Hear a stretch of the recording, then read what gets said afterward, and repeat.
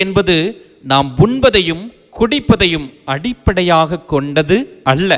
மாறாக அன்பு, அமைதி, மகிழ்ச்சி, புரிந்து கொள்ளக்கூடிய அந்த மனநிலை, பிறருடைய வலுவின்மைகளை ஏற்றுக்கொள்ளக்கூடிய அந்த மனநிலை, இந்த சூழ்நிலைகளை மனிதர்களை சகிப்புத்தன்மையோடு ஏற்றுக்கொள்ளக்கூடிய அந்த மனநிலை, இதுவெல்லாம் இறையாட்சி அடிப்படையாக கொண்ட ஒரு மனநிலையாக இருக்கின்றது.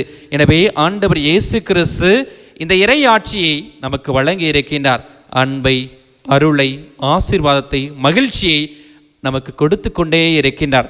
நாம் பெற்றுக்கொண்டு இருக்கின்றோம். நாம் பெற்ற அந்த இறை அனுபவத்தை கடவுள் என்னையும் என் குடும்பத்தையும் ஆசீர்வதித்திருக்கின்றார். அதே ஆசீர்வாதத்தை நான் என்னுடைய உறவுகளோடு, என்னுடைய நண்பர்களோடு, நான் வேலை செய்கின்ற இடத்தில் இருக்கின்ற நண்பர்களோடு ஆண்டவர் கொடுத்திருக்கின்ற அந்த அன்பை